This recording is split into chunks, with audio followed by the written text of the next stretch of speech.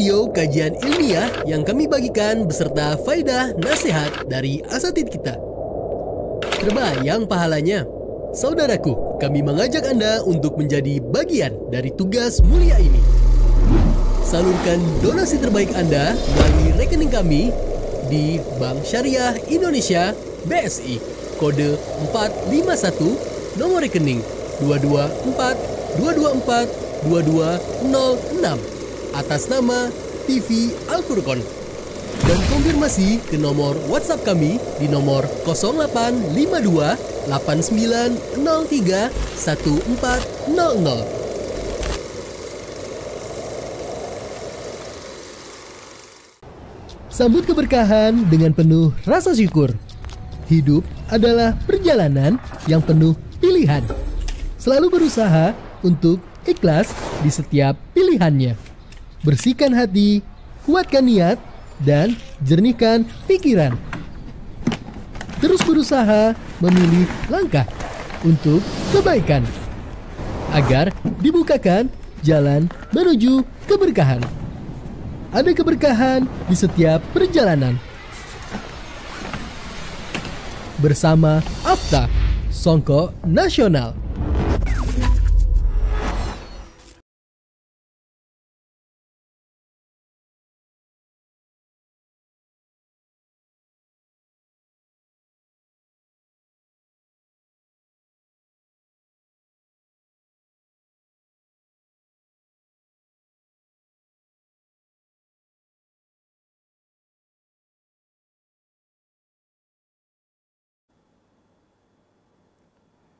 Bismillahirrahmanirrahim.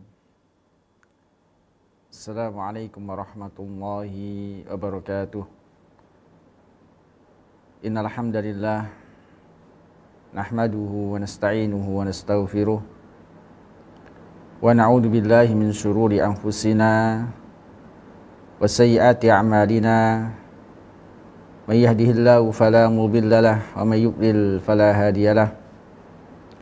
Asyhadu an la ilaha illallah wahdahu la syarika lah wa asyhadu anna Muhammadan abduhu wa rasuluh.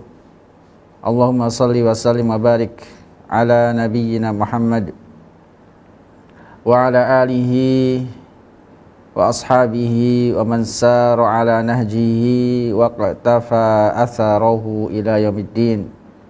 Amma ba'd, fa in asdaqal hadits kitabullah wa khairul hadi hadi Muhammadin sallallahu alaihi wasallam, wa syarrul umuri muhdatsatuha, fa inna kulla muhdatsatin bid'ah wa kulla bid'atin dhalalah wa kulla dhalalatin finnar.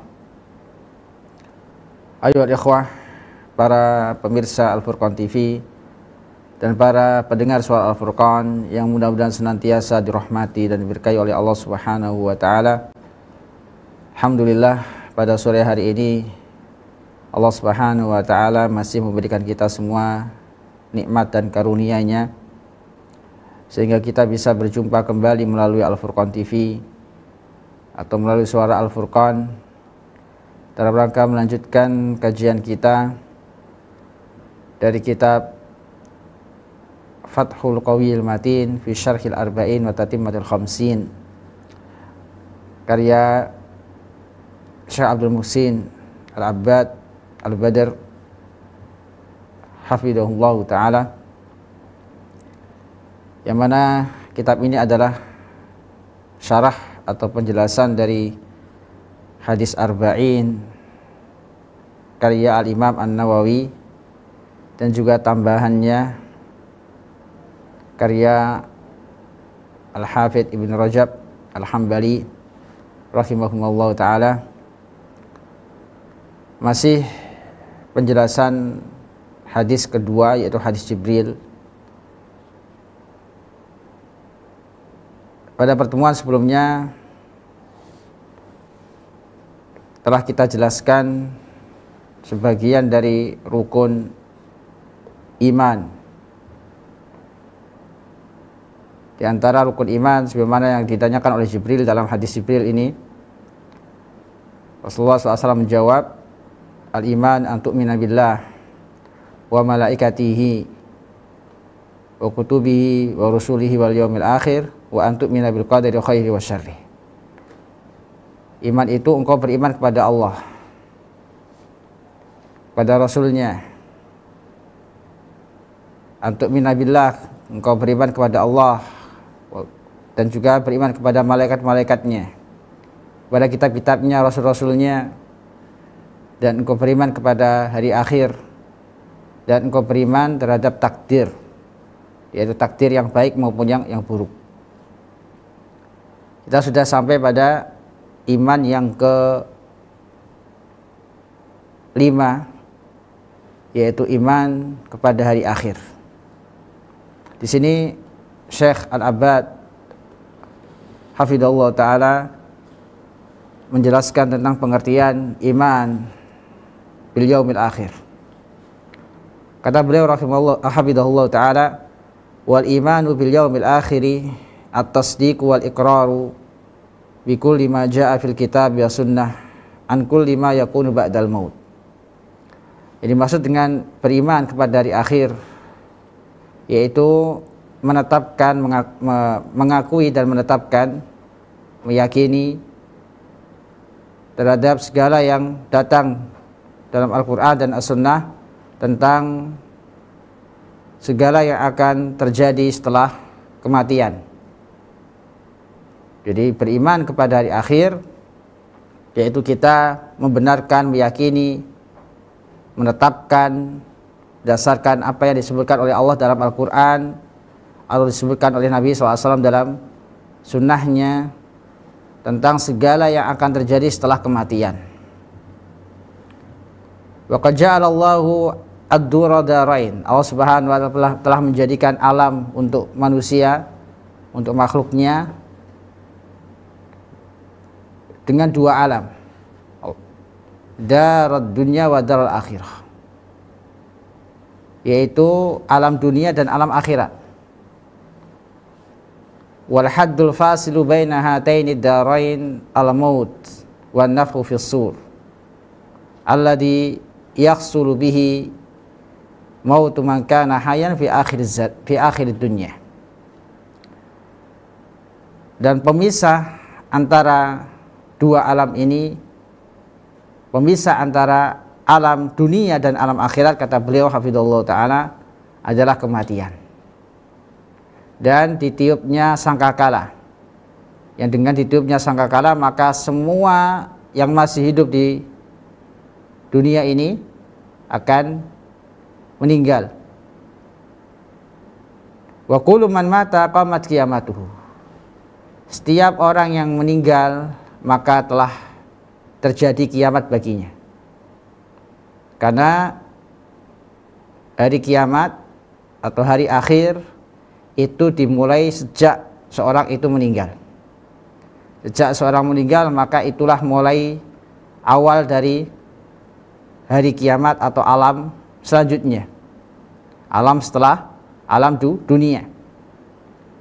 Karena itu beliau katakan wantaqala min daril amal ila daril jaza, maka dia telah berpindah dari alam di mana dia beramal menuju alam yang mana dia akan dibalas, yaitu dibalas oleh Allah Subhanahu wa ta'ala atas apa yang dia kerjakan ketika masih di alam dunia.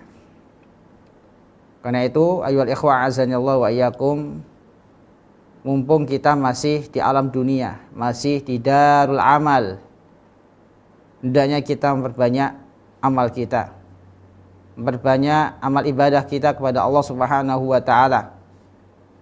Karena amal saleh adalah bagaikan bekal kita menuju alam akhirat. Allah Subhanahu wa ta'ala berfirman, wa tazawwadu, dan banyaklah kalian berbekal, fa inna khairaz zadi taqwa, karena sesungguhnya sebaik-baik perbekalan adalah ketakwaan. Maka hendaknya kita banyak beramal saleh dengan menjalankan perintah-perintah Allah Subhanahu wa ta'ala dan menjauhi larangan-larangan Allah Subhanahu wa ta'ala, serta ikhlas, senantiasa ikhlas beramal karena Allah Subhanahu wa ta'ala dan juga berusaha senantiasa mengikuti petunjuk Rasulullah Sallallahu Alaihi Wasallam, sehingga kita tidak menyesal kelak di akhirat.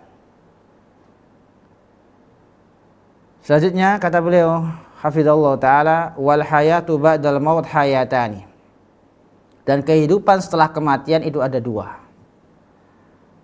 Hayatun barzakhiyatun, yaitu kehidupan barzakh, yaitu alam kubur.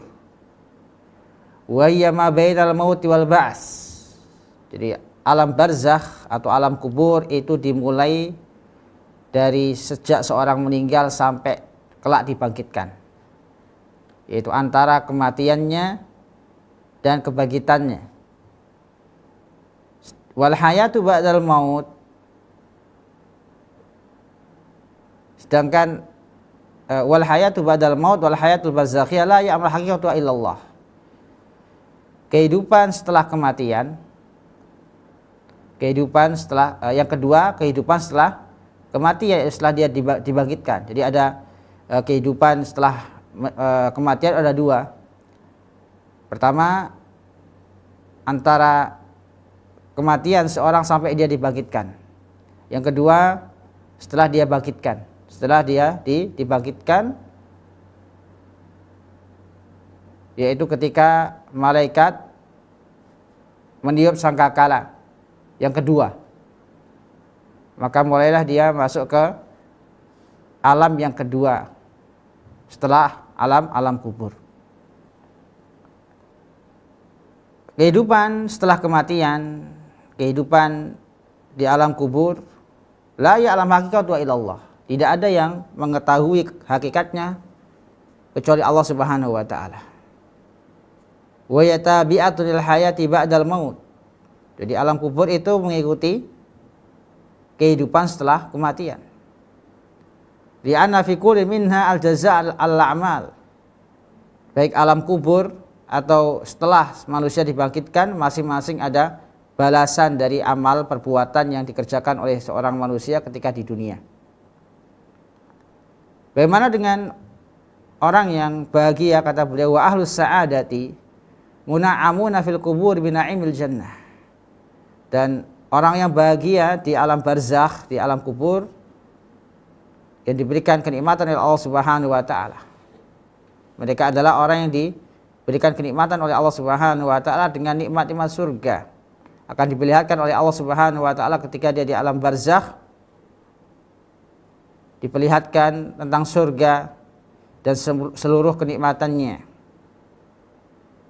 Ini bagi orang yang bahagia, bagi orang yang beruntung.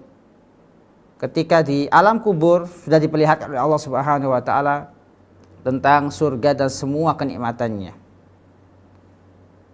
Sebaliknya, wa ahlus syaqawah, orang-orang yang sengsara, mu'adzabuna fiha bi'adzabin nar. Dia diadab oleh Allah Subhanahu wa taala dengan adab, dengan siksaan dari siksa api neraka.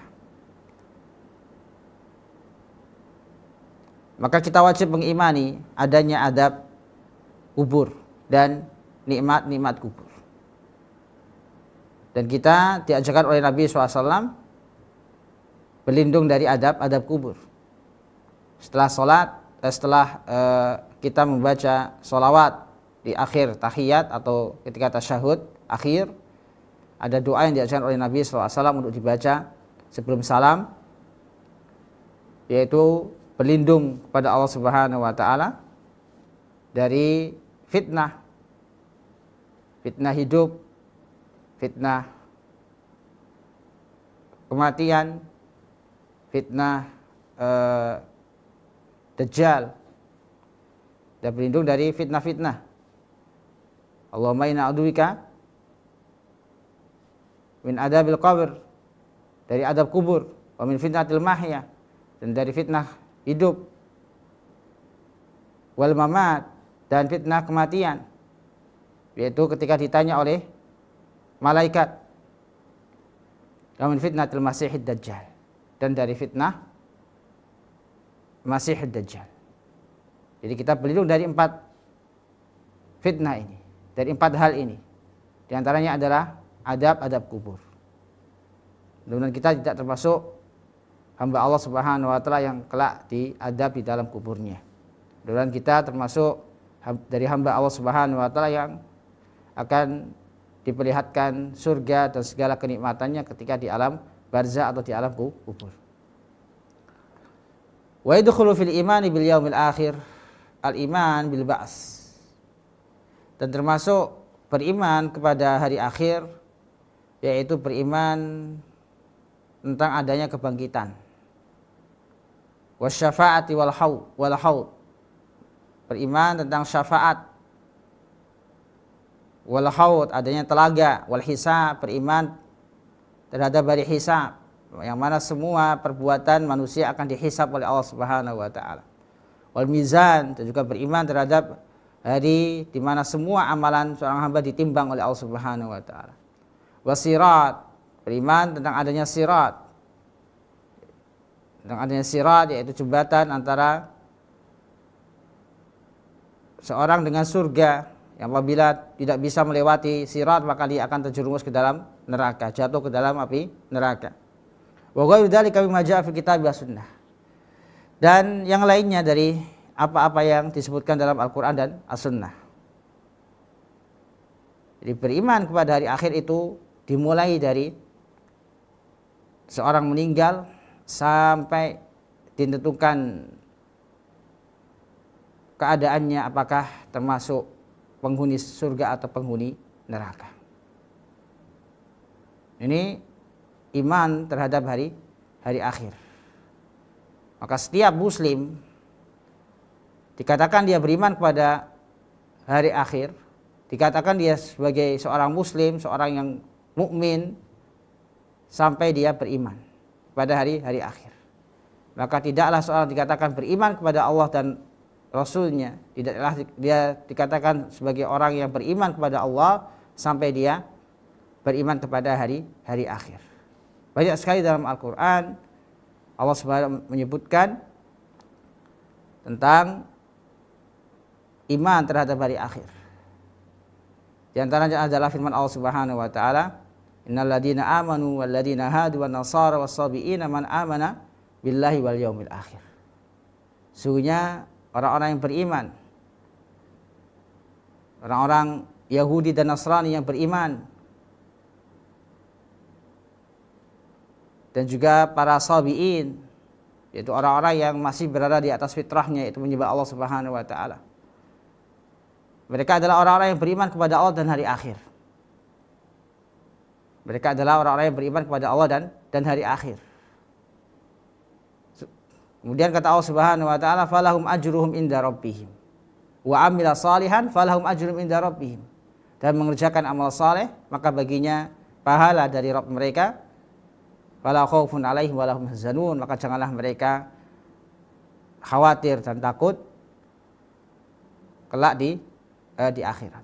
Wala khaufun 'alaihim wa lahum yahzanun. Janganlah mereka khawatir dan takut akan kehidupan kelak di akhirat.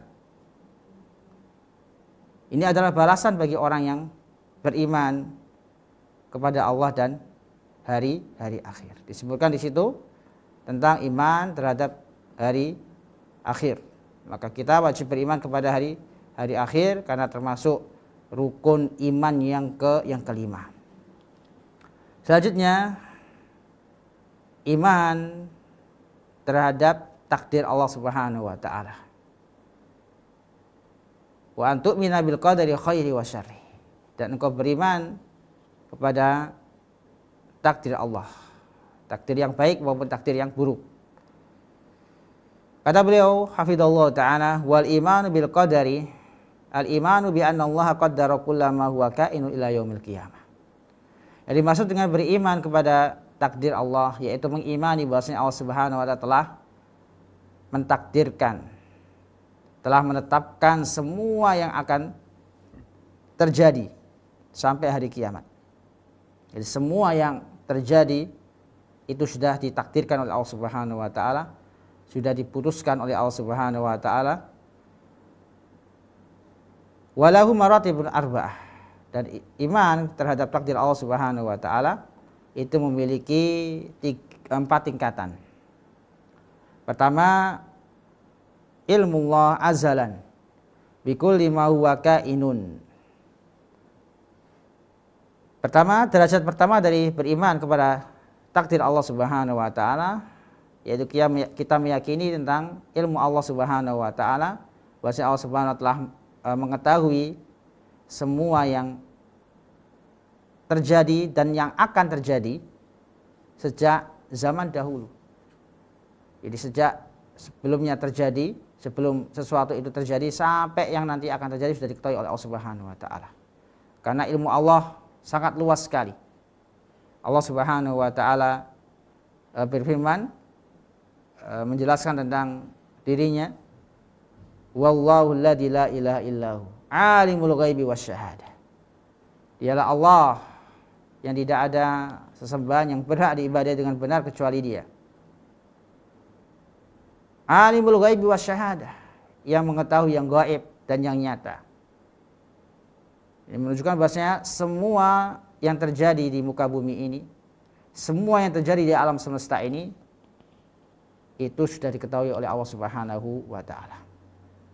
Karena semua sudah ditakdirkan oleh Allah Subhanahu wa taala, maka Allah lah satu-satunya zat yang mengetahui semua yang terjadi di alam semesta ini. Tingkatan yang kedua dari tingkatan takdir, wa kitabatuhu al-maqadir qabla khalqis samawati wal ardh bi 50 alf sanah. Yaitu meyakini bahwasanya Allah telah menulis semua takdir makhluknya. Semua takdir makhluknya sebelum Allah Subhanahu wa taala menciptakan langit dan bumi. Yaitu sebelum Allah menciptakan langit dan bumi 50.000 tahun sebelum Allah menciptakan langit dan bumi. Sudah Allah Subhanahu wa taala tentukan, tulis takdir makhluknya. Berdasarkan firman Allah Subhanahu wa taala, alam ta'lam annallaha ya'lamu ma fis samawati wal ardh. Tidakkah engkau mengetahui bahwasanya Allah mengetahui apa yang ada di langit dan di bumi? Inna dzalika fi kitab, sesungguhnya demikian itu terdapat dalam kitab, yaitu Lauhul Mahfuz. Inna dzalika 'ala Allah yasir. Demikian itu sangatlah mudah bagi Allah Subhanahu wa taala. Ayat ini menunjukkan tingkatan yang pertama dan tingkatan yang kedua dari tingkatan takdir. Alam ta'lam, tidaklah engkau mengetahui annallaha ya'lamu ma fis samawati wal ardh. Bahwa Allah Subhanahu mengetahui semua yang ada di langit dan di bumi. Menjelaskan tentang tingkatan yang pertama yaitu al-ilm. Jadi ilmu Allah itu meliputi segala sesuatu, baik itu yang ada di langit maupun di bumi atau yang ada di semua alam semesta. Allah mengetahui semua yang terjadi di alam semesta ini. Inna dzalika fi kitab, sungguhnya yang demikian itu telah tertulis di Lauhul Mahfuz. Ini menunjukkan tingkatan yang selanjutnya, itu tingkatan kitabah. Semua yang terjadi di muka bumi ini telah ditulis oleh Allah Subhanahu wa taala, termasuk takdir makhluknya. Berdasarkan pula hadis Nabi SAW, kataballahu maqadira al-khalaiq qabla an yakhluqa as-samawati wal ardh bi 50 alf sanah. Qala wa arshuhu 'alal ma'. Allah Subhanahu wa taala telah menulis takdir-takdir makhluknya 50.000 tahun sebelum menciptakan langit dan bumi. Dan Nabi SAW bersabda, wa arsyu alal ma', dan arsy Allah berada di atas langit, berada di atas air. Wa arsyullah alal ma', dan arsy Allah berada di atas air. Derajat yang keempat dari derajat takdir, derajat yang kedua, yang ketiga dari derajat takdir, yaitu al-masyiah. Wa masyiatu kullu muqaddar. Allah berkehendak terhadap segala sesuatu yang telah Allah Subhanahu wa taala takdirkan. Dalilnya adalah firman Allah Subhanahu wa taala, qulillahumma malikal mulk tu'til mulka man tasya wa tanzi'ul mulka mimman tasya. Katakanlah bahwasanya Allah Subhanahu wa taala pemilik segala sesuatu, Allah yang merajai segala sesuatu. Allah Subhanahu memberikan kerajaan bagi atau kekuasaan bagi siapa saja yang Allah Subhanahu wa taala kehendaki.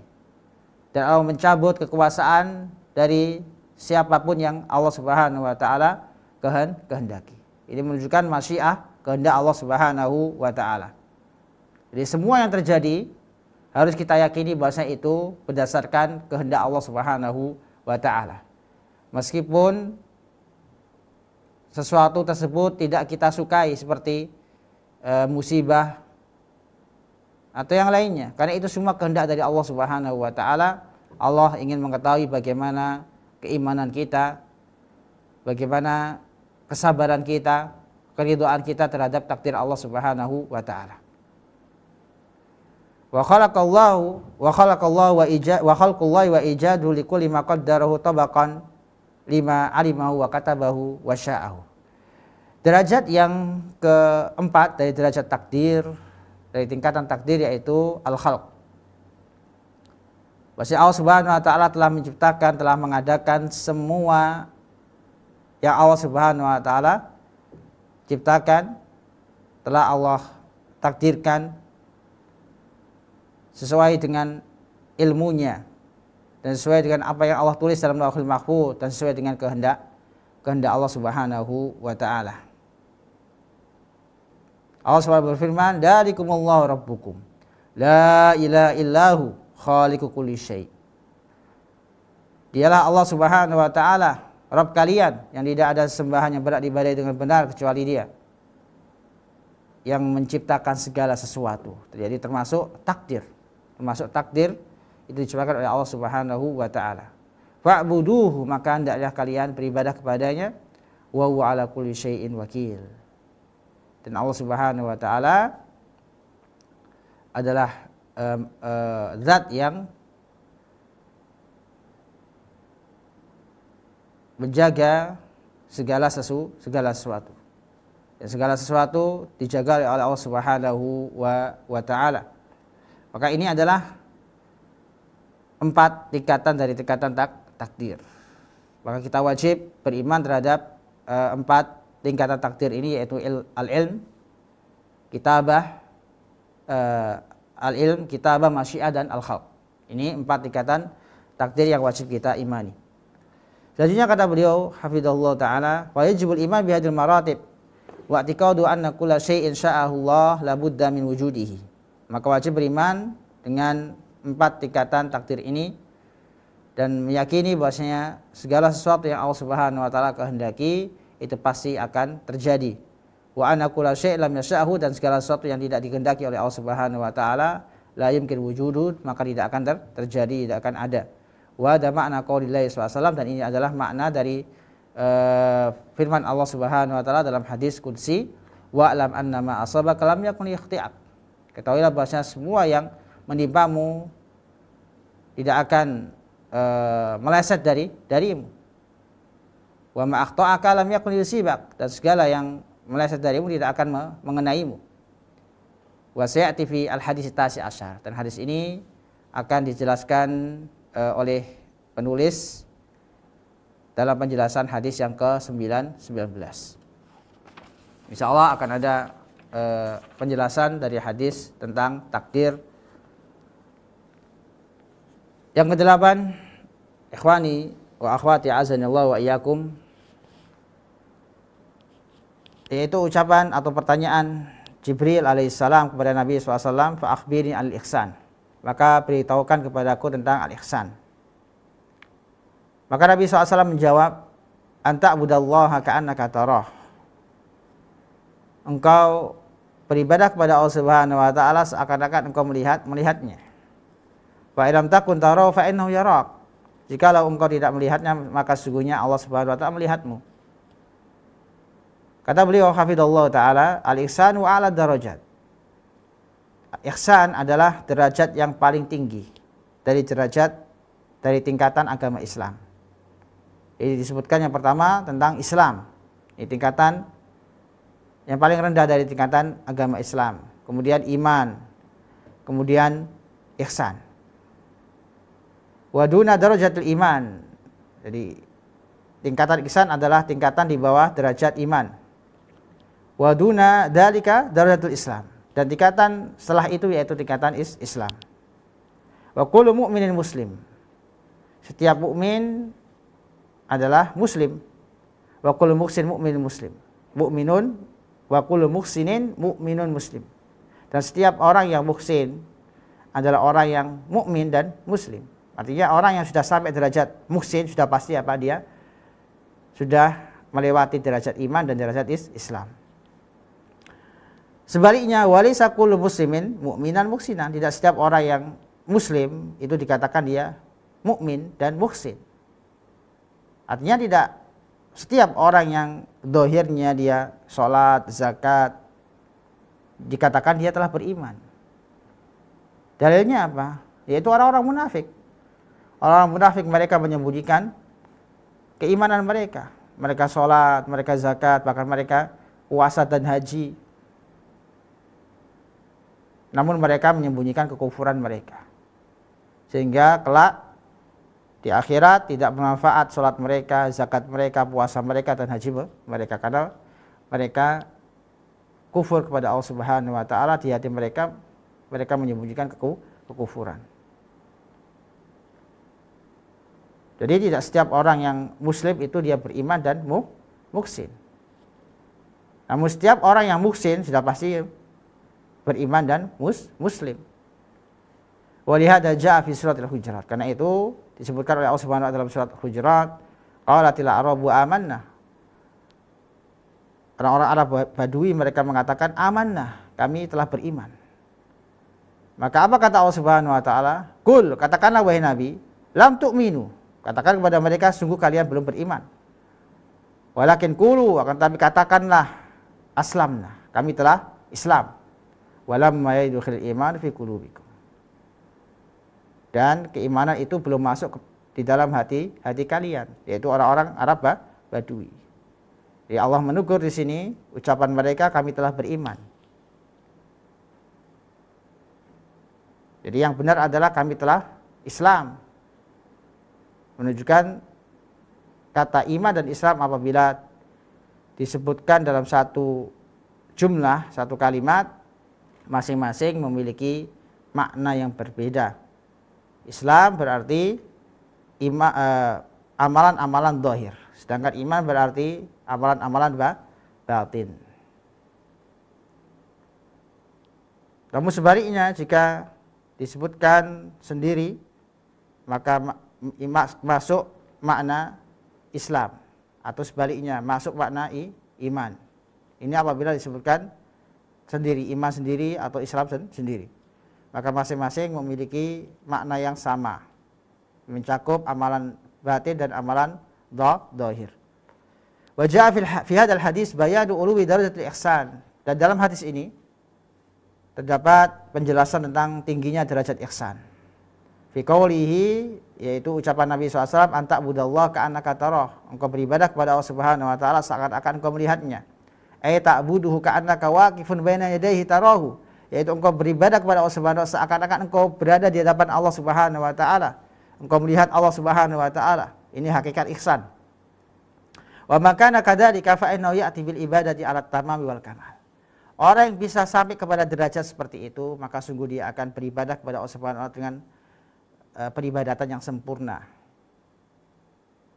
Wa illam yakun 'ala hadhil hal, dan jika tidak dalam keadaan seperti ini, dalam keadaan ihsan, fa'alai ayastashir. Kalau enggak sanggup seperti itu, maka dia hadirkan, dia merasakan bahwasanya Allah Subhanahu wa taala mengawasi dirinya. Annallahu muttali'un alaih. Allah mengawasi dirinya. La yakhfa minhu khafiyah. Tidak ada sedikit pun yang tersembunyi bagi Allah Subhanahu wa taala terhadap dirinya. Wa yahdar ayyarahu haitsu nahahu wa ya'mal ala annahu ala ayyarahu haitsu amarahu. Maka orang yang merasa dilihat oleh Allah Subhanahu wa taala, dia akan senantiasa waspada dari mengerjakan sesuatu yang dilarang oleh Allah Subhanahu wa taala. Dia waspada, dia khawatir dilihat oleh Allah Subhanahu wa taala tatkala melanggar larangan Allah Subhanahu wa taala, dan dia berusaha mengerjakan perintah Allah Subhanahu wa taala agar dilihat oleh Allah Subhanahu wa taala tatkala dia mengerjakan perintah-perintahnya. Ini faedah dari al-ihsan. Faedah dari al-ihsan, kita semakin semangat dalam beribadah kepada Allah Subhanahu wa taala, semakin bersungguh-sungguh dalam beribadah kepada Allah Subhanahu wa taala, dan juga kita takut kepada Allah Subhanahu wa taala. Kita takut melanggar aturan-aturan Allah Subhanahu wa taala karena kita merasa diawasi oleh Allah Subhanahu wa taala. Ini penjelasan singkat tentang al-ihsan, tentang derajat tertinggi dari derajat Islam, yaitu al-ihsan. Selanjutnya, qauluhu qala fa akhbirni 'anis saah. Pertanyaan Jibril kepada Nabi SAW, maka kabarilah kepadaku tentang as-saah, tentang hari kiamat. Maka Nabi SAW menjawab, qala mal mas'ulu anha bi'a'lamu minas sa'il. Orang yang ditanya lebih mengetahui daripada orang yang ditanya. Orang yang ditanya lebih tidaklah orang yang ditanya lebih mengetahui daripada yang menanya. Berkata Al-Syekh Al-Abbad hafidhahullah ta'ala, ikhtassallahu bi ilmi sa'ah. Allah Subhanahu wa taala mengetahui kapan datangnya hari kiamat. Hanya Allah lah yang mengetahui kapan datangnya hari kiamat. Wala ya'laman mata taqumus sa'a illallah. Maka tidaklah ada seorang pun yang mengetahui kapan terjadinya hari kiamat. Bahkan Jibril yang bertanya tidak tahu kapan terjadinya hari kiamat. Berbeda dengan yang pertanyaan sebelumnya tentang ihsan, tentang iman, tentang Islam. Karena itu datang setelahnya jawaban sodakta, engkau benar. Berbeda dengan tatkala Jibril bertanya tentang hari kiamat, kapan terjadinya hari kiamat. Jibril tidak menjawab setelahnya sodakta, karena memang nggak tahu. Sama seperti Rasulullah nggak tahu kapan terjadinya hari kiamat. Hanya Allah saja yang tahu kapan terjadinya hari kiamat. Allah Subhanahu wa taala berfirman, innallaha indahu ilmus saah. Sesungguhnya Allah Subhanahu wa taala mengetahui pengetahuan tentang hari kiamat. Di sisi Allah lah yang semua hal yang gaib hanya Allah yang tahu, termasuk apa hari kiamat. Wa yunazzilul ghaitsa, termasuk perkara yang gaib, yaitu perkara tentang turunnya hujan. Hanya Allah yang tahu, hanya Allah yang menurunkan hujan. Wa ya'lamu fil arham, dan Allah mengetahui apa yang ada di dalam rahim. Di dalam alam rahim atau di dalam rahim wanita. Wa ma tadri nafsum ma taksibu goda, dan orang itu tidak mengetahui apa yang akan terjadi besok, apa yang dia peroleh besok. Hanya Allah yang tahu. Wa ma tadri nafsum bi ayyi adin tamu, dan seorang tidak mengetahui di mana dia akan meninggal, di tempat mana dia akan meninggal. Innallaha alimun khabir, sungguh Allah Subhanahu wa taala Maha mengetahui dan Maha teliti. Wa qala ta'ala, dan Allah berfirman dalam ayat ini, wa indahu mafatihul ghaibi. Dalam ayat yang lain Allah berfirman, wa indahu mafatihul ghaib. Allah Subhanahu wa taala mengetahui kunci-kunci ghaib. Wa indahu mafatihul ghaib, dan hanya sisi Allah Subhanahu wa taala kunci-kunci ghaib. La ya'lamu illahu, tidak ada yang mengetahuinya kecuali Allah Subhanahu wa taala.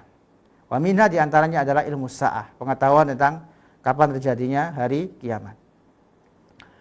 Fa fi sahih Bukhari, dalam sahih Bukhari, min Abdullah bin Umar qala, dari sahabat Abdullah bin Umar radhiyallahu taala anhuma, beliau berkata, qala Nabi SAW, Nabi SAW bersabda, mafatihul ghaibi khamsah, kunci-kunci ghaib itu ada 5. Summa qara'a, kemudian Nabi SAW membacakan ayat Allah Subhanahu wa taala, innallaha indahu ilmus saah. Sesungguhnya di sisi Allah lah pengetahuan tentang as-saah, yaitu kapan terjadinya hari kiamat.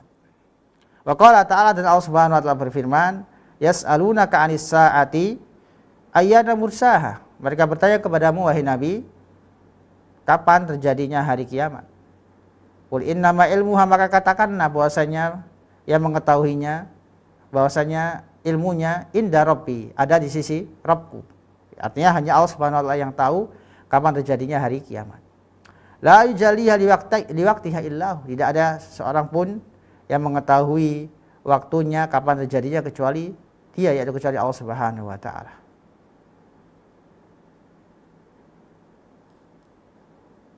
ila akhiri al-ayah, sampai akhir ayat tentang penjelasan bahwasanya tidak ada yang mengetahui ilmu ghaib kecuali Allah Subhanahu wa taala. Adapun dalil dari as-sunnah terkait ilmu sa'ah, kapan terjadinya hari kiamat, kata beliau wajah fi sunnati anna sa'ata taqumu yaumal jum'ah. Disebutkan dalam as-sunnah bahwasanya hari kiamat itu terjadi di hari Jumat. Namun kita nggak tahu hari Jumat kapan. Hanya disebutkan di hari Jumat saja. Kapan tanggalnya, di tahun yang keberapa, kita tidak tahu. Amma min ayyi sanah, pada tahun berapa, wa fi ayyi syahr, pada bulan berapa, wa fi ayyi jum'atin minasyahr, dan Jumat yang keberapa dari satu bulan. Fala ya'lam dzalika illallah, kata beliau. Tidak ada yang tahu kecuali Allah Subhanahu wa taala. Wa fi Sunan Abi Dawud, disebutkan dalam Sunan Abi Dawud, an Abi Hurairah, dari sahabat Abu Hurairah radhiyallahu taala anhu qala Rasulullah sallallahu alaihi wasallam bersabda, khairu yaumin tala'at fi syams yaumal jum'ah. Sebaik-baik hari di mana terbitnya matahari. Sebaik-baik hari yang mana matahari terbit di hari itu yaumul jum'ah, itu hari Jumat. Kenapa hari Jumat? Kata Rasulullah SAW, fihi khuliqa Adam. Di hari Jumat Nabi Adam diciptakan. Wa fihi uhbit. Di hari Jumat pula Nabi Adam diturunkan dari surga. Wa fihi tiba alaih, dan di hari Jumat pula diterima taubatnya Nabi Adam. Wa fihi mata, dan di hari Jumat Nabi Adam meninggal. Wa fihi taqumus sa'ah, dan di hari Jumat terjadi hari kiamat. Di sini hanya disebutkan hari Jumat, terjadi hari kiamat. Wa ma min dabbatin illa wa hiya masihatu yaumil jum'ah min hinin tusbih hatta tatlu asy-syams syafqan minas saati ilal jin wal ins.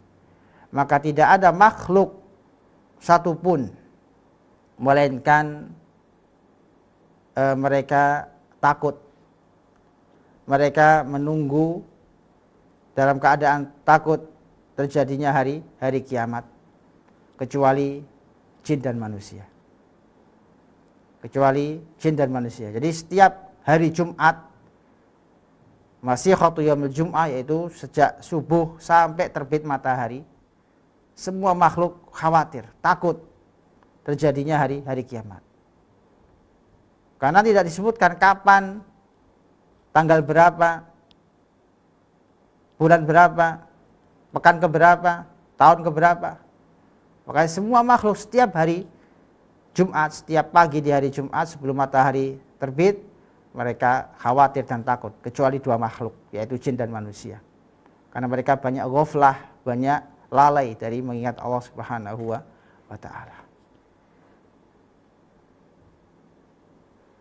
Jadi hadis ini menjelaskan kepada kita tentang keutamaan hari Jumat.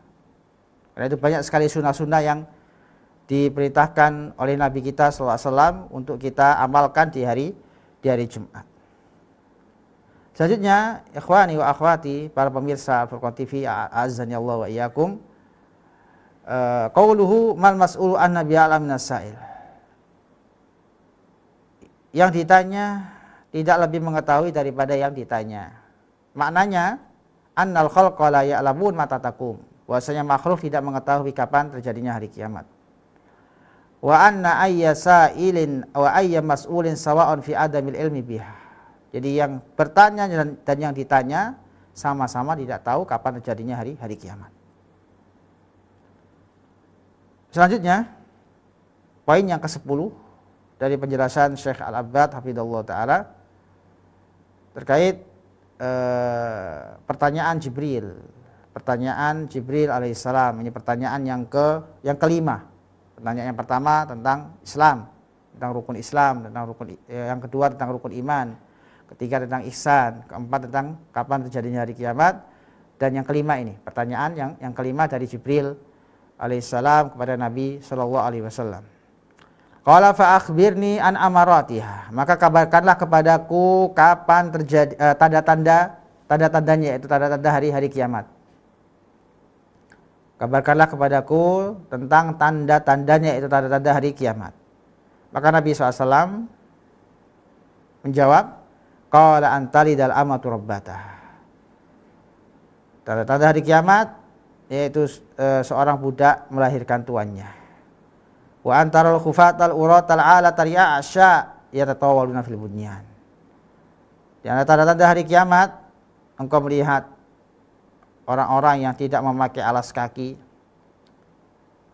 yang mana mereka bertelanjang, fakir, yang mengembala kambing, mereka berlomba-lomba membangun bangunan. Ini di antara tanda-tanda hari kiamat yang disebutkan oleh Nabi SAW dalam hadis ini. Selanjutnya kata beliau menjelaskan penggalan hadis ini, wa alamatus sa'a tanqasim min qismain. Tanda-tanda hari kiamat itu dibagi menjadi dua. Alamatun qaribatun min qiyamihah, yaitu tanda-tanda yang dekat, yang sangat dekat dengan terjadinya hari kiamat, atau disebut dengan asratus sa'a al-kubra, tanda-tanda hari kiamat yang besar. Ka khurujis syams min maghribiha, seperti terbitnya matahari dari arah barat. Jadi kalau matahari sudah terbit dari arah barat, maka sudah tertutup taubat, karena pada hari itu mulai terjadinya hari kiamat. Wa khuruj dajjal, dan keluarnya dajjal. Ini tanda-tanda disebutkan tidak berurutan. Disebutkan tanda-tandanya tidak berurutan, karena khuruj dajjal ini terjadi sebelum terbit matahari dari arah barat. Wa khuruj Ya'juj wa Ma'juj, dan keluarnya Ya'juj Ma'juj. Nah, ini setelah keluar Dajjal. Setelah Dajjal berhasil dikalahkan oleh Nabi Isa, keluarlah setelah itu Ya'juj Ma'juj. Wa nuzulu Isa ibn Maryam, dan turunnya Nabi Isa ibn Maryam minas sama, dari langit. Nah, kita meyakini bahwa Nabi Isa masih hidup dan diangkat ke langit, dan kelak Allah Subhanahu wa taala akan menurunkan Nabi Isa untuk melawan Dajjal dan pengikutnya. Dan beliaulah yang membunuh Dajjal kelak sebelum hari kiamat. Wa alamat qabla dzalik, dan yang kedua tanda-tanda sebelumnya, sebelum itu, sebelum tanda-tanda yang besar tadi, ada tanda-tanda yang lain dari tanda-tanda hari kiamat. Wa minha, di antaranya al-alamatani al-madhkuratani fi hadzal hadis, yaitu dua tanda yang disebutkan oleh Nabi SAW dalam hadis ini. Apa dua tanda yang disebutkan oleh Nabi SAW dalam hadis ini? Wa ma'na qouli antalidal amatu rabbataha, yaitu seorang budak melahirkan tuannya. Maknanya di sini ada dua tafsir. Pertama, fusira bi annahu isyaratun ila kasratil futuhat wa kasratis sabi. Ditafsirkan bahwasanya ini mengisyaratkan akan ada banyaknya futuhat, kemenangan, penaklukan, wa kasratus sabi, dan banyaknya tawanan perang. Wa anna minal masbiyat man yatuha sayyiduha fatalidulahu. Di antara tawanan perang yang menjadi budak, yaitu tawanan perang wanita yang kemudian digauli oleh tuannya, kemudian melahirkan seorang anak, fatakun umal walad, maka anak tersebut menjadi apa? Tuannya. Jadi status budak wanita tersebut menjadi ummul walad. Ini makna wa antalidal amatu rabbataha, yaitu budak yang melahirkan tuannya. Artinya ketika banyak futuhat, banyak kemenangan dari kaum muslimin, Islam semakin menyebar, maka banyak tawanan-tawanan perang dari orang-orang kafir, wanita-wanitanya yang meninggal oleh suami mereka karena mereka kalah dalam peperangan melawan kaum muslimin, mereka menjadi tawanan perang, menjadi budak. Sehingga ketika digauli oleh tuan mereka, otomatis anaknya yang lahir menjadi seperti tuannya, karena anak itu disepakati kepada bapaknya. Karena istilahnya adalah umul walad, istilah bagi budak wanita yang melahirkan anak dari tuannya disebut dengan umul walad. Wa yakunu waladu bi manzilati sayyidiha, maka anaknya kedudukannya seperti tuannya. Ini tafsir yang pertama. Tafsir yang kedua dari Antali dal amatu rabbata, budak melahirkan tuannya, yakni bitaghayyuril ahwali wa husulil uquqi minal auladi ila abaihim wa ummahatihim wa tusallituhum alaihim. Yaitu berubahnya zaman, berubahnya keadaan zaman, banyaknya anak-anak yang durhaka kepada bapak-bapaknya, kepada ibu-ibunya, sehingga mereka menguasai orang tuanya. Hatta yakunal aulad ka'annahu sadah, sampai-sampai anak itu seperti tuan li abaihim wa ummatihim, bagi bapak mereka dan bagi ibu-ibu mereka. Ini tafsiran yang kedua, dan masing-masing sesuai dengan keadaan dan sudah terjadi. Banyak dari anak-anak yang durhaka kepada orang tuanya. Dan bahkan seperti raja, semua keinginannya harus dituruti oleh orang tuanya. Kalau tidak, orang tuanya dimarahi. Orang tuanya bahkan ditendang, atau bahkan ada yang membunuh orang tuanya karena keinginannya tidak dituruti. Ini semuanya terjadi. Sudah terjadi dan merupakan tanda-tanda hari kiamat. Nas'alullah afa wal afiyah.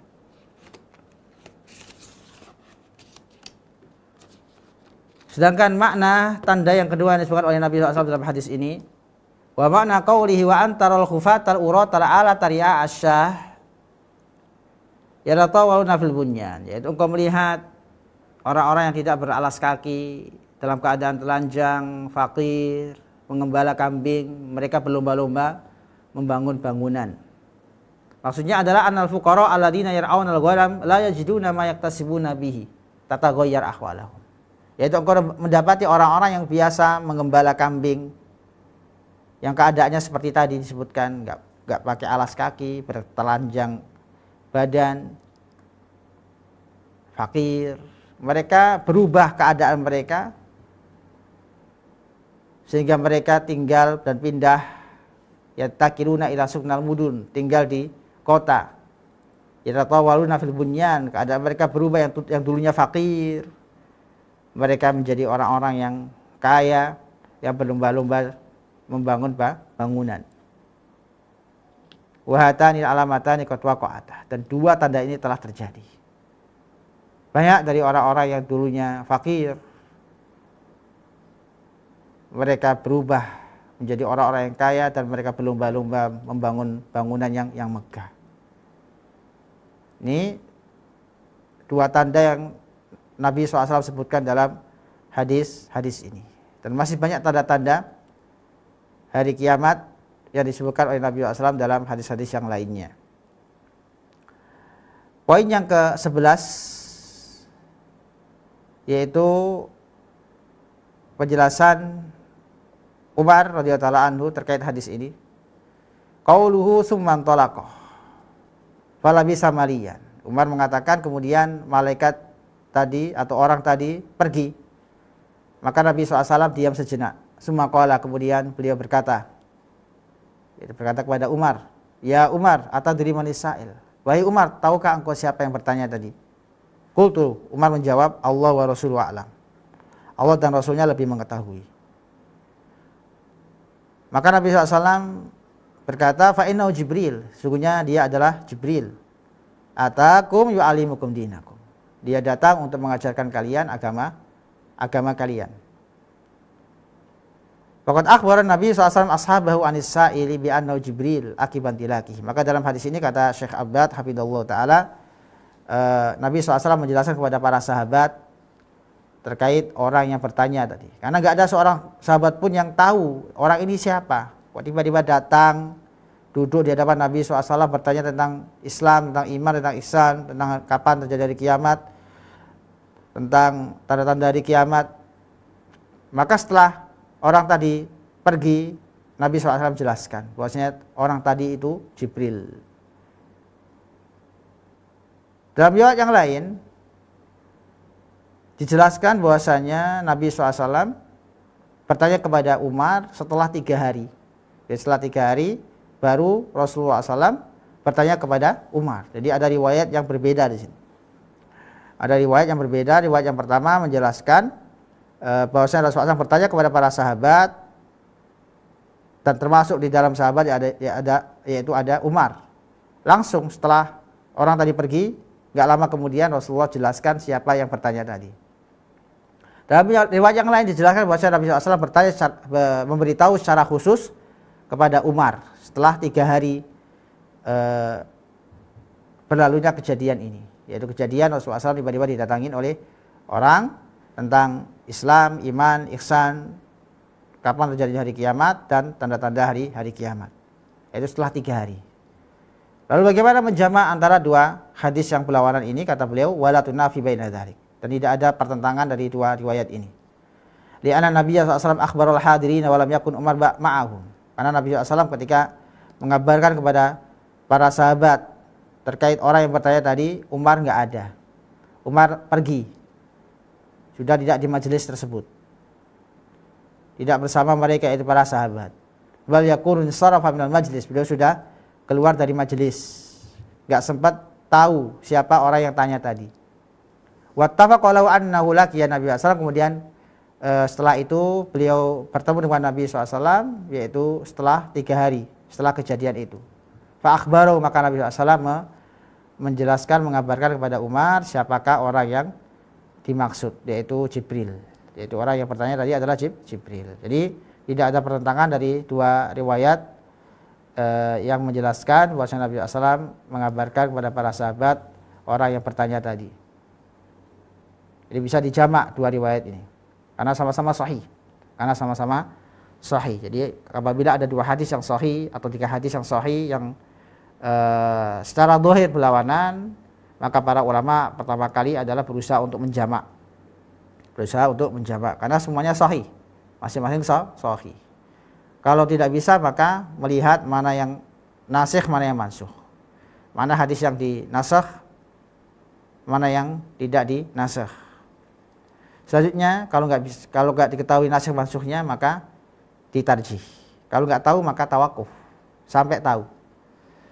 Ini metode para ulama terkait dalil-dalil yang secara zahir saling berlawanan. Dan Syekh Hafidhullah Ta'ala telah menjelaskan, mengisyaratkan tentang bagaimana seorang faqih, seorang thalibul ilm ketika mendapati 2 hadis atau dalil yang bertentangan. Jadi pertama kali harusnya dia berusaha untuk menjamak terlebih dahulu sebelum mentarjih. Selanjutnya, poin yang terakhir terkait faidah dari hadis yang kita baca ini. Mimma yustafad bil hadis, di antara faedah-faedah yang bisa kita ambil dari hadis ini, yang pertama, an-nasaila kama yas'al li ta'allum faqad yas'al li ta'lim.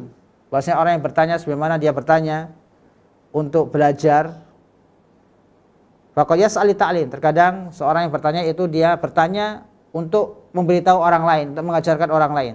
Seperti hadis ini, hadis Jibril. Wa yas'al man indahu ilmun bi syai'in min ajli ayasma'al hadirun al-jawab.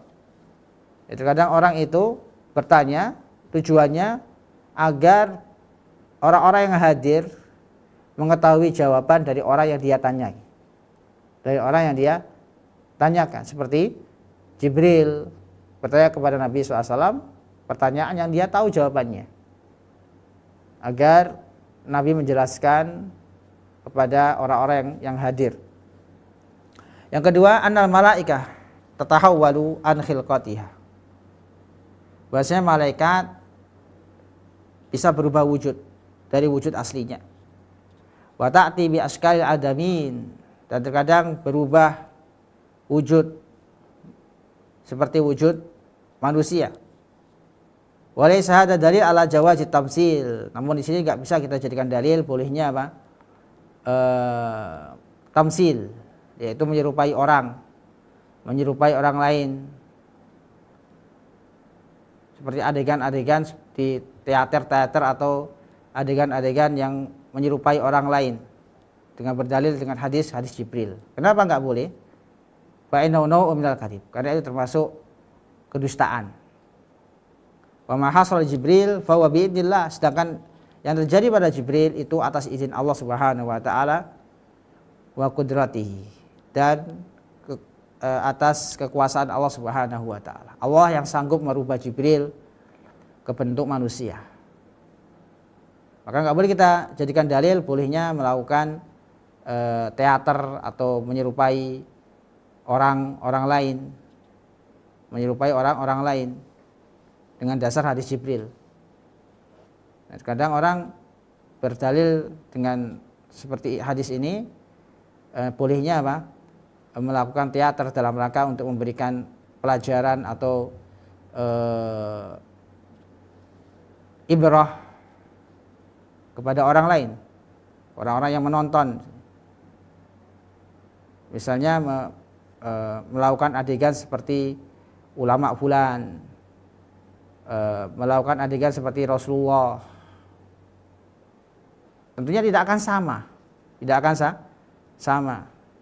Ini menurut Syekh ini tidak diperbolehkan. Menurut Syekh tidak diperbolehkan karena termasuk kedustaan, nau'un minal kadhib, karena ada semacam kedustaan. Yang ketiga, bayanu adabil muta'alim indal mu'alim. Dalam hadis ini terdapat penjelasan bagaimana adab seorang talib kepada gurunya. Jadi kalau kita perhatikan bagaimana Jibril datang kepada Nabi SAW, bertanya kepada beliau dengan adab, dengan adab, dengan penampilan yang rapi, duduk di depan Nabi SAW. Maka kita bisa mengambil faidah hendaknya seorang thalibul ilm memperhatikan adab-adab dalam majelis ilmu, terutama adab terhadap gurunya.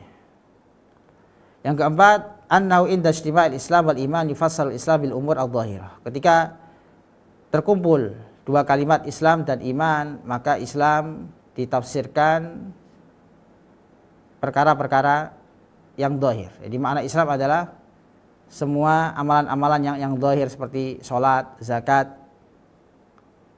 haji, puasa. Ini adalah makna Islam secara dhahir.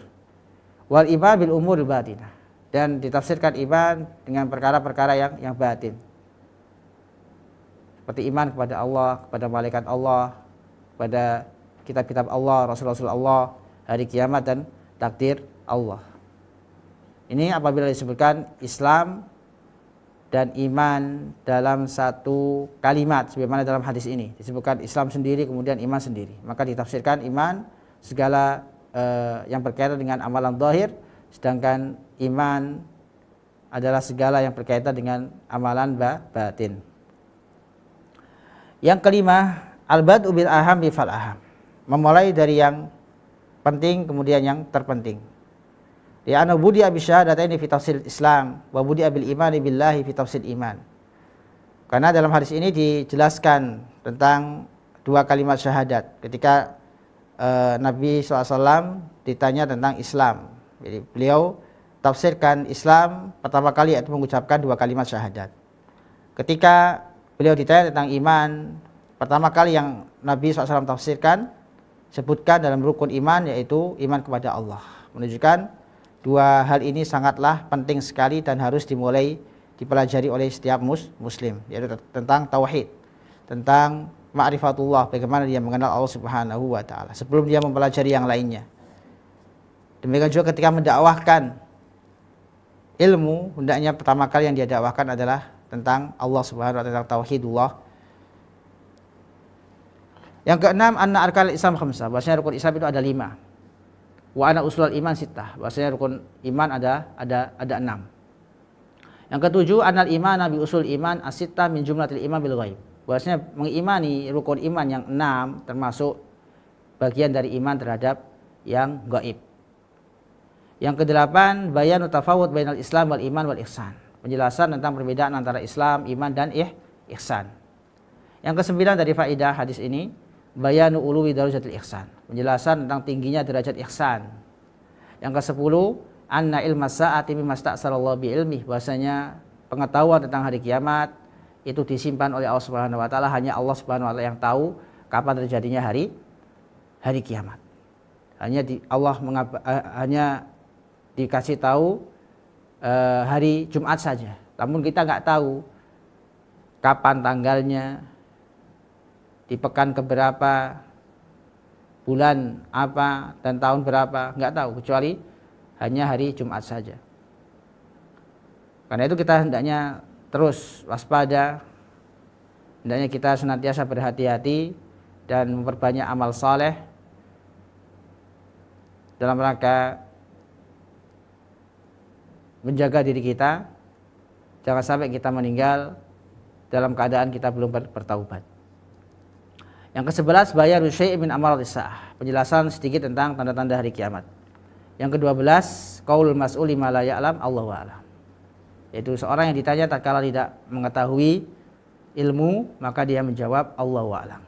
Allahu a'lam. Di mana Nabi SAW ketika ditanya tentang kapan terjadi hari kiamat, maka Nabi SAW menjawab Allahu a'lam. Allahu a'lam bis-shawab. Hanya Allah yang mengetahui. Wallahu ta'ala alam.